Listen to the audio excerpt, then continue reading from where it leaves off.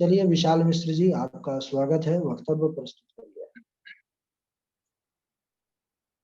स्वस्ति श्री गणेशाय नमः। अस्मद्गुरुभ्यो नमः। अस्मत्परम गुरुभ्यो नमः। अस्मत्सर्वगुरुभ्यो नमः। श्री राधा कृष्णाभ्यां नमः। श्रीमते रामानुजाय नमः। लंबोदरम परम सुंदरैकदन्तम् पीताम्बरं त्रिनयनं परमं पवित्रम् उद्धदिवाकरनिभोज्ज्वलकान्तिकान्तं विघ्नेश्वरं सकलविघ्नहरं नमामि।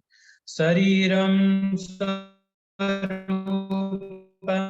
ततो वा कलत्रम् यशश्चारुचित्रश्च नलग्नं गुरुरङ्घि पद्मे ततः किं ततः किं ततः किं ततः किम् नारायणं नमस्कृत्य नरं चैव नरोत्तमं देवीं सरस्वतीं व्यासं ततो जयमुदीरयेत।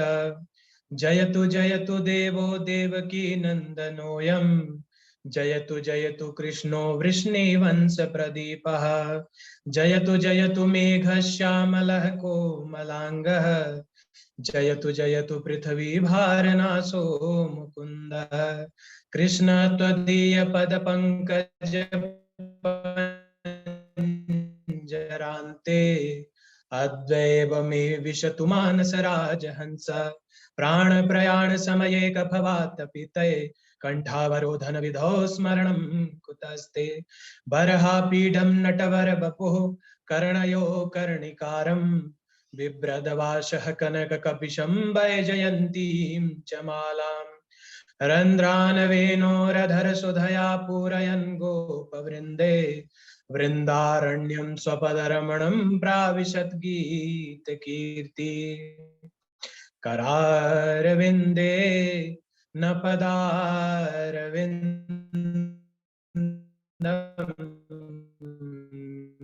मुखारविन्दयपत्रस्य पुटशयानं बालं मुकुन्दं मनसा स्मरामि। रामाय रामभद्राय रामचन्द्राय वेधसे रघुनाथाय नाथाय सीताया पतये नमः। अंजनानंदनं वीरं जानकी शोकनाशनं कपीसमक्षहन्तारं वन्दे लंका भयंकरम्। जय जय हे राधारमण जय जय नवल किशोर जय गोपी चित चोर प्रभु जय जय माखन चोर। भक्ति भक्त भगवंत गुरु चतुर नाम बपु एक इनके पद वंदन किए नासत विघ्न अनेक। अनंत कोटि ब्रह्मांड नायक सर्वेश्वर सर्वाधिपति अकारण करुणा वरुणालय अकारण करुणा कारक सगुण साकार निर्गुण निराकार जगदैक बंधु करुणैक सिंधु श्री राधा गोविंद सरकार के पाद पद्मों पर कोटिशः नमन नतमस्तक वंदन एवं अभिनंदन एवं उनकी आह्लादिनी शक्ति प्राण प्रिया जगदीश्वरी भास्वती वृषभानु नंदनी श्री राधा रानी के चरणारविंदों पर इस दास का बारंबार प्रणाम बारंबार नमस्कार अभिनंदन। परम पावन हंसों के इस पावन संगीता श्रीमद् भागवत महापुराण को इस दास का बारंबार नमस्कार प्रणाम एवं समुपस्थित सभी विद्वज्जन गुरुदेव जी महाराज एवं सहपाठी जन भगनी बंधु बांधव सभी को मेरा बारंबार प्रणाम। यह बहुत ही सौभाग्य की बात है कि हम सभी इस श्रीमद् भागवत महापुराण का नित्य प्रति अवगाहन करते हैं। यह श्री राधा माधव की हम सबके ऊपर अहेतुकी कृपा करुणा है। नहीं तो इस श्रीमद् भागवत कथा को सुनने, पढ़ने, सीखने का सौभाग्य हर एक व्यक्ति को नहीं प्राप्त होता है। यह मेरा परम सौभाग्य है कि आप सभी के मध्य में बैठकर, आप सभी विद्वजनों से सीखकर, सुनकर, गुरुदेव जी के मार्गदर्शन में इस श्रीमद् भागवत कथा को सीखने का, पढ़ने का, सुनने का परम सौभाग्य प्राप्त हो रहा है। यह ठाकुर जी की हम सबके ऊपर अहेतुकी कृपा करुणा है। श्रीमद् भागवत महापुराण श्री वेद व्यास जी के द्वारा कृत एवं सुखदेव, उनके पुत्र सुखदेव जी के द्वारा व्याख्या हुई उसकी, जो अनन्य काल से, पुराण काल से सभी पापिष्ट अथवा सभी मनुष्यों का यह कल्याण करती रही है। और जब तक यह सृष्टि है तब तक सभी मानवों के उद्धार का यह एकमात्र कारण ही रहेगी। यह हम सबका परम सौभाग्य है कि हम सभी कुछ क्षण ही इस श्रीमद् भागवत कथा को सुनते हैं, पढ़ते हैं, सीखते हैं। श्रीमद् भागवत कथा के कुछ श्लोकों की व्याख्या आइए करते हैं कि श्रीमद् भागवत कथा में, श्रीमद् भागवत में 12 स्कंध, 335 अध्याय और 18,000 श्लोक हैं। यह श्रीमद् भागवत महापुराण कि तेनेन यम वांगमयी मूर्ति प्रत्यक्ष कृष्ण एवहि, कि यह श्रीमद् भागवत महापुराण श्री ठाकुर जी का, श्री हरि का यह सद्य शब्दमयी मूर्ति है। यह उनका स्वरूप ही है कि कौशिकी संहिता में श्रीमद् भागवत के बारे में वर्णित है कि किस प्रकार यह श्रीमद् भागवत के प्रत्येक स्कंद श्री ठाकुर जी के स्वरूप का ही अंग है। कि कौशिकी संहिता में वर्णित है कि पादौ तु प्रथमम स्कंधः, द्वितीयो जानुनी श्रुतः, तृतीयः संस्तनी गेय, चतुर्थः कटिरुच्यते, नाभि तु पंचमम विद्यात्, हृदयम षष्ठम ईरितम, सप्तमस्तु उरः प्रोक्तम, अष्टमः कंठम रुच्यते, स्कंधस्तु नवमम स्कंधः, दशमो मुखभीरितम, कर्णाक्षम नासिका युक्तम, सर्वार्थ परिपूरितम, एकादशोत्तमांगम, द्वादशम ब्रह्मस्त्रकम, एवं भागवतम शास्त्रम विष्णु मूर्ति प्रकृतितम। कि प्रथम स्कंद भगवान श्री हरि के चरण है, दूसरा स्कंद घुटना है, तीसरा स्कंद जंघा है, चौथा स्कंद कमर, पांचवा स्कंद नाभि, छठवां स्कंद हृदय, सातवां छाती, आठवां कंठ, नौवां कंधा, 10वां कान, आंख, नासिका से युक्त संपूर्ण मुखमंडल है, 11वां स्कंद मस्तक है और 12वां स्कंद ब्रह्मरंध्र है। इस प्रकार यह संपूर्ण भागवत श्री ठाकुर जी का ही स्वरूप है। श्रीमद् भागवत के प्रथम स्कंध के प्रथम श्लोक कि जन्माद्यस्य यतोऽन्वयादितरतस् चार्थे स्वभिज्ञ स्वराट, तेने ब्रह्म हृदय आदि कवये मुह्यन्ति यत् सूरयः, तेजो वारि मृदाम यथा विनिमयो यत्र त्रिसर्गो मृषा, धाम्ना स्वेन सदा निरस्तकुहकम सत्यम परम धीमहि। प्रथम स्कंद के प्रथम श्लोक में सत्यम परम धीमहि कहा गया कि हमें सदा सर्वदा सत्य का ही अनुचरण करना चाहिए। इस श्लोक में कहा गया कि जिनसे इस सृष्टि की उत्पत्ति, पालन एवं संहार होता है, जो सभी सद्रूप पदार्थों में अनुगत है और असत पदार्थों में जो पृथक हैं, वे जड़ नहीं है, चेतन है, परतंत्र नहीं है, वे स्वयं प्रकाश हैं, जिन्होंने सृष्टि के आदि में ब्रह्मा जी को इस सृष्टि का समस्त ज्ञान दिया, वेदों का ज्ञान दिया, जिनकी व्याख्या करते हुए बड़े बड़े विद्वान भी मोहित हो जाते हैं। जैसे सूर्य रश्मियों में जल का, जल में स्थल का और स्थल में जल का ब्रह्म होता है, उसी प्रकार से यह भगवान का स्वरूप भी संसार में इसी प्रकार से प्रतीत होता है। दूसरे श्लोक में यह कहा गया कि धर्म प्रोक्षित कैत्रवोत्र परमो निर्मत्सराणाम सताम वेद्यम वास्तवत्र स्वसतु शिवदम तापत्रयोन्मूलनम श्रीमद् भागवते महामुनि कृते किं वा परेरीश्वरः सद्यो हृदय वरुद्य हृदयत्र कृतभि शुश्रुभितच्छनात्। कि इस श्लोक में धर्म प्रोक्षित कैतवः कहा गया कि श्रीमद् भागवत में कपट से रहित धर्म का निरूपण किया गया है।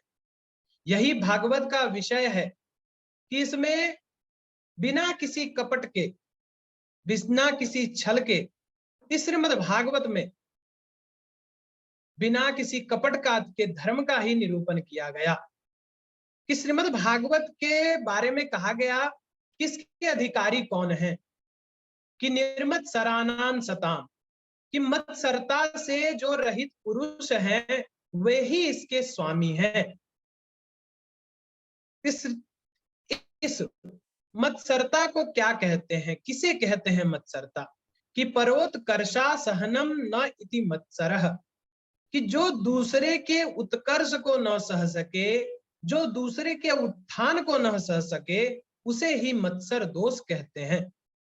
ऐसे व्यक्ति जो दूसरों के उत्थान को देखकर स्वयं ईर्ष्या करते हैं, उन्हें यह मत्सरता दोष घेरता है। कि ऐसे जो मत्सरता से रहित पुरुष हैं, सत्पुरुष हैं, वो ही इस भागवत के अधिकारी हैं। कि तापत्रयोन्मूलनम, कि आध्यात्मिक, आधि भौतिक, आधि दैविक, इन तीन प्रकार के पापों का नाश करने वाली यह श्रीमद् भागवत कथा है, यह श्रीमद् भागवत महापुराण है। और इनका नाश करना ही इस श्रीमद् भागवत का प्रयोजन है। इस श्रीमद् भागवत का सीधा संबंध किस प्रकार भगवान से है कि इसे सुनने की इच्छा करने वाले व्यक्ति के मात्र इच्छा मात्र से भगवान श्री हरि उसके हृदय में आकर बंदी बन जाते हैं। और बस ही नहीं जाते, वे तो बंदी बन जाते हैं। और इस प्रकार के बंदी कि वे फिर निकल कर कहीं नहीं जाते। पहली बात तो ये कि उन्हें हृदय में बसाना ही बड़ा कठिन है। और यदि वे एक बार हमारे हृदय में बस गए तो वे फिर कहीं नहीं जाते। यही भागवत का ठाकुर जी से सीधा संबंध है। ऐसा ग्रंथ जो महर्षि वेद व्यास जी के द्वारा रचित श्रीमद् भागवत के रहते हुए अन्य शास्त्रों से हमें क्या प्रयोजन है। आगे कि निगम कल्पतरोर गलितम फलम सुख मुखाद मृत दर्भ संयुतम पिबत भागवतम रसमालयम मुहुरहो रसिका भुवि भावुका। यह वेद रूपी वृक्ष का पूर्ण रूपेण परिपक्व फल है, पूरी तरह से पका हुआ फल है। और सुखदेव रूपी तोते के मुंह के स्पर्श से यह श्रीमद् भागवत और भी मीठा हो गया है। जिस प्रकार किसी तोते के किसी फल में उसके चोंच लगा देने से जिस प्रकार वह फल और मधुर हो जाता है, उसी प्रकार सुखदेव जी रूपी तोते के इसकी व्याख्या करने के कारण यह श्रीमद् भागवत मधुराति मधुर हो गया। कि इसमें यह अमृत द्रव्य से युक्त है, जिसमें गुठलिया, छिलका आदि त्याज्य कुछ भी नहीं है।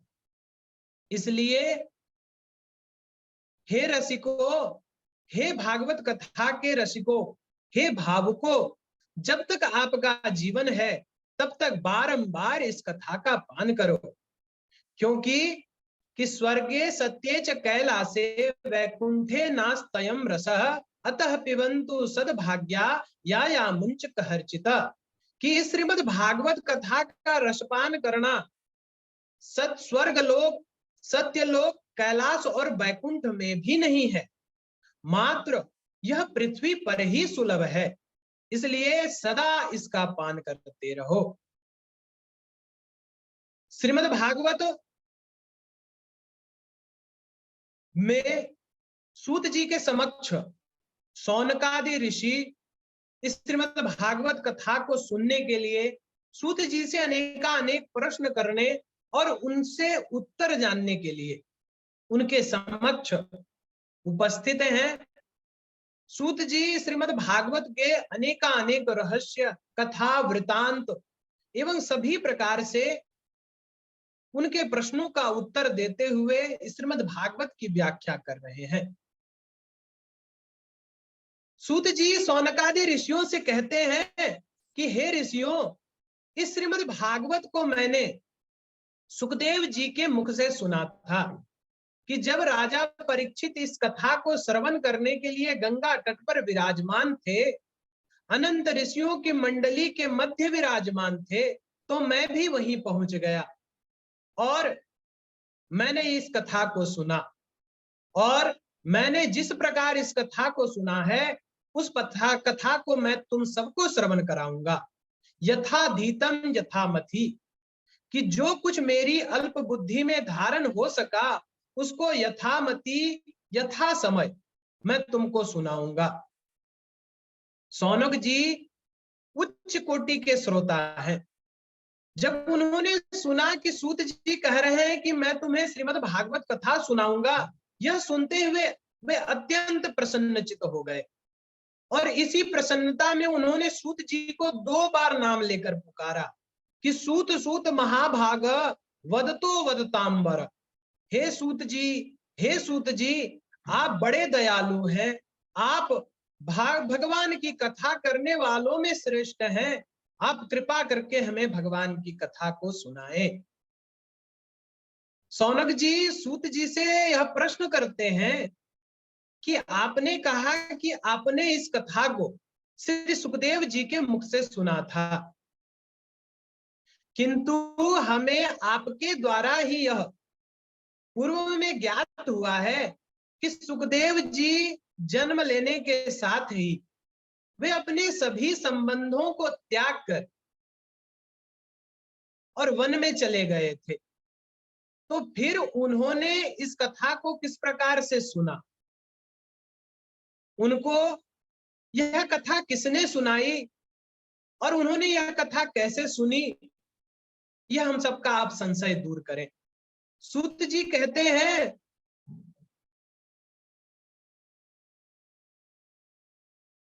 कि एक बार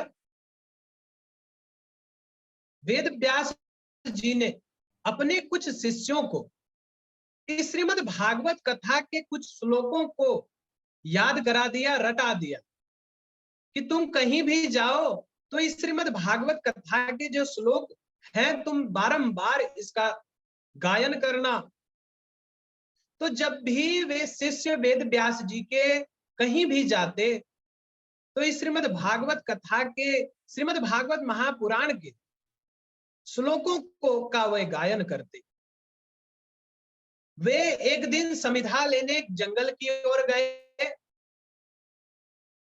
और जब वे गए तो उन्होंने श्रीमद् भागवत महापुराण के श्लोक का गायन किया कि बरहा पीडम नटबर बपु कर्णयो कर्णिकारम बिभ्रदवासः कनक कपिशम वैजयंतीं च मालाम रंध्रानवेनोरधर सुधया पूरयन् गोपवृंदे वृंदारण्यम स्वपदरमणम प्राविशत गीत कीर्ति। इस श्लोक में भगवान की सुंदरता का अनुपम तरीके से वर्णन है। बरहा पीडम नटवर बपु, कि श्री हरि, श्री ठाकुर जी, श्री कृष्ण अपने शीश के ऊपर मयूर पंख को लगाए हुए हैं। नटवर बपु,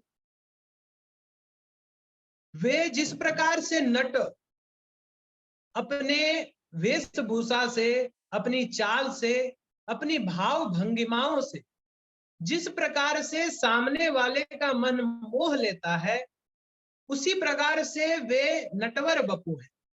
वो भी नटवर बपु, नटों में ये श्रेष्ठ है। इनका तो नाम ही कृष्ण है, कि कृष्ण का अर्थ ही यही है जो अपनी ओर आकृष्ट कर ले, कर्षण कर ले, वही श्री कृष्ण है। कि बरहा पीडम नटवर बपु, कि नटों में श्रेष्ठ, अपने भाव भंगिमाओं से वे सदा अपने दास को, अपने भक्तों को वे मोहित करते रहते हैं। बरहा पीडम नटवर बपु कर्णयो कर्णिकारम, उन्होंने अपने कान में कर्णिकार का फूल लगा रखा है। कर्णयो कर्णिकारम, वस्तुतः वह फूल लगाना तो एक सोच सकते हैं हम कि बहाना है। वस्तुतः जब गोपियां उनसे पूछती हैं कि हे कृष्ण, आप गौचारण के लिए चले जाएंगे, फिर आप सांझ के बेर में आएंगे और इतनी देर तक हम आपसे अलग नहीं रह सकती, आपके मुखमंडल को देखे बिना हम नहीं रख सकती हैं। कृपा करके आप हमें संकेत के रूप में यह बता दें कि आप किस दिशा को जाने वाले हैं। हम सभी गोपियां उसी मार्ग पर खड़ी रहेंगी ताकि आपका दर्शन हो जाए। तो वे जिस मार्ग को जाना होता, वे उधर ठीक अपने कानों पर वे कर्णिकार का फूल लगा लेते थे। कि बरहा पीडम नटवर बपु कर्णयो कर्णिकारम बिभ्रद वाशः कनक कपिशम, उन्होंने पीतांबर धारण कर रखा है। उनके मेघ के समान केस हैं, कान में कनेर का पुष्प है, शरीर में पीतांबर धारी है और गले में एक वैजंती माला शोभायमान हो रही है। कि वे वैजंती माला कोई साधारण माला नहीं, कि वे इस प्रकार की माला होती थी कि गले से लेकर उनके पाद पद्मों तक वह माला झूलती रहती थी। वैजयंतीम च मालाम रंध्रान वेणोरधर सुदया पूरयन गोप वृंदे, कि वे गौचारण के लिए जब जाते थे तो अपने, जब वे वेणु को बजाते थे तो सभी सखा मोहित होकर उनकी बारंबार प्रशंसा करते थे। जब वे अपने कोमल उंगलियों को वेणु के छिद्र पर वे जब धरते थे तो बड़े ही अलौकिक वहां दृश्य हो जाता था। कि उन गोप कुमारों की स्थिति का हम क्या वर्णन करें, कि जो गायें घास चरती रहती थी, सब कुछ भूलकर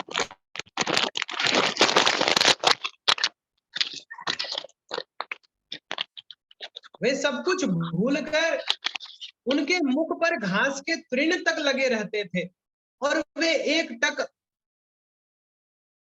वे श्री कृष्ण की ओर भाव विभोर होकर देखती रहती थी। ऐसा सुंदर वहां का दृश्य हो जाता था। उनके बाल सखा मोहित होकर जय हो इस प्रकार के वे उद्घोष किया करते थे। भगवान इस वृंदावन की भूमि पर उन्होंने कभी पदत्राण धारण नहीं किया। वे सदैव वे नंगे पैर ही चले। उन्होंने जितनी भी लीलाएं की, जितना भी गोचारण किया, वो सब उन्होंने नंगे पैर ही किया। यह श्रीधाम वृंदावन को ही यह सौभाग्य प्राप्त हुआ। वस्तुतः यह सौभाग्य और कहीं किसी लोग को नहीं प्राप्त हुआ कि जब भगवान क्षीर सागर में जब वे शयन करते रहते हैं तो उन्हें वहां पर उतरने की भी जरूरत नहीं पड़ती। सदा लक्ष्मी जी उनकी सेवा में तत्पर रहती हैं। उन्हें कहीं जाना होता है तो गरुड़ जी विराजमान रहते हैं, और यदि उन्हें कहीं चलना भी होता है तो जितने सेवक होते हैं वे उन्हें पदत्राण धारण कर दिया करते हैं। तो जो इस श्रीधाम वृंदावन को जो रज, भगवान के चरणों का रज जो प्राप्त हुआ, वह किसी और लोक को प्राप्त नहीं हुआ। इतनी पवित्र महिमा, इतनी महान महिमा इस श्रीमद् भागवत एवं इस श्री वृंदावन को प्राप्त है कि जब वेद व्यास जी के शिष्य श्लोक का गायन कर रहे थे वन में, तो संयोगवश सुखदेव जी भी उसी वन में ध्यान लगाए हुए थे। जब उन्होंने इस श्लोक को सुना तो उनका मन बड़ा विचलित हुआ कि अरे, यह परमात्मा तो बड़े सुंदर हैं, कैसी इनकी अलौकिक छवि है, ये परमात्मा तो बड़े सुंदर प्रतीत होते हैं। किंतु उन्होंने सोचा कि अभी तक तो इनकी सुंदरता का ही हमने पता लगाया है, ये स्वभाव में कैसे हैं यह तो हमें पता ही नहीं है। कि अभी तक तो मैं केवल ज्योति का ध्यान करके ध्यान में मग्न रहता था, किंतु ये सगुण साकार, ये परमात्मा तो बड़े सुंदर है। किंतु उन्होंने अपने मन को रोक लिया कि कहीं हम उनसे प्रेम करने लगे और कहीं वे कह दे कि आप जैसा दिगंबर महात्मा हमसे प्रेम नहीं कर सकता। वस्तुतः जितने भी सुंदर लोग होते हैं उन्हें अपने सुंदरता का बड़ा अभिमान होता है। यह सोचकर उन्होंने अपना ध्यान वहां से हटा लिया, किंतु मन में उतनी उनकी उत्सुकता चल ही रही थी। इतने में व्यास के शिष्यों ने दूसरा श्लोक गाया कि अहोपकीयम स्तन कालकूटम जिघांसयापार यदप्यसाद्धि लेभे गतिम धातृयुचितां ततोन्यम कंबा दयालुम शरणम ब्रजेमा। उन्होंने दूसरा श्लोक गाया, यह भगवान के चरित्र को दर्शाता है, निरूपण करता है कि इस लोक के भगवान का स्वभाव का वर्णन इस प्रकार किया गया कि बक दैत्य की बहन पूतना जब भगवान को जब विष पान कराने के लिए अपने स्तन पर जब वे विष लगाकर, कालकूट विष लगाकर जब वे भगवान को पान कराई, जब उसके मन में कृष्ण को मारने की मनसा थी, तो उन्होंने उस पूतना पर भी दया करके उसे परम धाम प्रदान किया कि हे प्रभु, आपके अतिरिक्त जो गति किसी धाई की होनी चाहिए थी, वो गति आपने पूतना राक्षसी को प्रदान की कि इस प्रकार के दयालु परमात्मा को छोड़कर हम किसकी शरण ग्रहण करें। जैसे ही उन्होंने भगवान श्री कृष्ण के इस चरित्र का जब उस श्लोक में गायन सुना तो वे उठ खड़े हुए और उनसे पूछा कि आप लोग तो बहुत अच्छे श्लोक सुना रहे हैं, आपको यह कहां से प्राप्त हुए। वेद व्यास जी के शिष्यों ने कहा कि हमारे गुरु जी के द्वारा लिखे हुए हैं कि ऐसे एक दो नहीं, पूरे 18,000 श्लोक हैं। वेद व्यास जी के द्वारा रचित एक उन्होंने बहुत बड़ा हमारे गुरुजी ने ग्रंथ बनाया है जिसमें 18,000 ऐसे ऐसे श्लोक हैं। सुखदेव जी ने कहा कि कृपा करके कुछ और श्लोक सुनाओ। वेद व्यास जी के शिष्यों ने कहा कि हमें तो इतना ही आता है, लेकिन वे इस श्रीमद् भागवत के का संपूर्ण ज्ञान अपने पुत्र सुखदेव को देंगे। सुखदेव जी ने जब यह सुना तो उन्होंने वेद व्यास जी के शिष्यों को कहा कि तुम्हारे तो वे गुरु हैं, वे तो मेरे पिता हैं। जब तक इस संसार के संबंध था, जब उन्होंने जन्म लिया था तो इस कारण वे सबको छोड़कर का संबंध बना, तो उन्होंने वेद व्यास जी को पिता के रूप में स्वीकार किया। एवं वेद व्यास जी ने सुखदेव जी को इस श्रीमद् भागवत का संपूर्ण ज्ञान दिया और फिर सुखदेव जी ने इस श्रीमद् भागवत को पूर्ण रूपे ने व्याख्या किया। यह मेरा सौभाग्य था कि मैं आप सबके समक्ष इस श्रीमद् भागवत कथा के कुछ अंश को मैं कह पाया। इसमें जो भी त्रुटियां रही, त्रुटियां तो रहेंगी ही, रही ही होंगी, उन सब के लिए मुझे क्षमा करें। गुरुदेव जी का अनुग्रह हम सबके ऊपर है, तो उन्हीं के द्वारा सिखाए हुए, उन्हीं के द्वारा प्रशस्त किए हुए मार्ग पर चलने के कारण जो भी मैं आज कुछ बोल पा रहा हूं, सब कुछ उन्हीं की देन है। इस अनुग्रह का मैं सदा आभारी रहूंगा। आप सभी विद्वजनों के रोज के व्याख्यानों को सुनकर मैंने भी कुछ तैयारियां की, जो भी इसमें भूल रही होंगी वो मुझे क्षमा करें। आज की कथा यहीं तक थी। पुनः मैं और कुछ विस्तृत कथा करने का प्रयास करूंगा। सबों को प्रणाम, गुरुदेव जी को साष्टांग दंडवत एवं जय श्री कृष्ण, जय श्री राम। प्रणाम सरकार। साधु साधु साधु। बहुत सुंदर। अभी हमारे आचार्य विशाल मिश्र जी के द्वारा बहुत ही भाव में वक्तव्य प्रस्तुत हुआ। हम सब ने बहुत ही प्रेम के साथ और दंत चित्त होकर के श्रवण किए आपकी कथा को। बहुत ही आप सरलता के साथ, भाव के साथ बहुत ही बढ़िया वक्तव्य किए हैं। हमारा हृदय प्रफुल्लित हो गया है, सुनकर के गदगद हो गया है। ऐसे ही वक्तव्य की आकांक्षा रहती है सुनने की, कि आप सब ऐसे ही वक्तव्य कहें और हम सुने, और प्रसन्नता बहुत ज्यादा हो जाती है जब ऐसा वक्तव्य, जैसी हमारी जो है हृदय की इच्छा होती है, जिज्ञासा होती है। बहुत अच्छी तैयारी है आपकी, बहुत अच्छा भाव है। हम बहुत प्रसन्न है आपके श्लोकों से, आपकी शैली से, आपके परिश्रम से, आपकी तैयारी से। भगवान राधा माधव से हम प्रार्थना करते हैं कि आपके ऊपर विशेष अनुग्रह इसी प्रकार बनाए रखें। उत्तरोत्तर आप और बढ़िया से बढ़िया चरित्रों पर प्रकाश डाल करके सबको सुनाते रहें। बहुत बहुत साधुवाद आपको, बहुत बहुत साधुवाद। बहुत बढ़िया। आपका अनुग्रह है गुरुदेव कि मैं कुछ भी कह पा रहा हूँ, और परिश्रम मैं जितनी हो सके मैं तो अवश्य करूंगा ही। जितने लोग जुड़े हैं सभी बड़े प्रसन्न हैं, सभी बड़े सबों का प्रसन्न। बहुत बहुत आप सबों का धन्यवाद। आपके ही कथाओं को सुनकर मैं भी कुछ कुछ सीखता हूँ। और चलिए आज आप ये लोगों के ही कथा मार्गदर्शन का यह फल। बहुत सुंदर। आज ये कथा का रिकॉर्डिंग, श्लोकों को रिकॉर्डिंग बस थोड़ी देर से आप सबको प्राप्त हो जाएगा।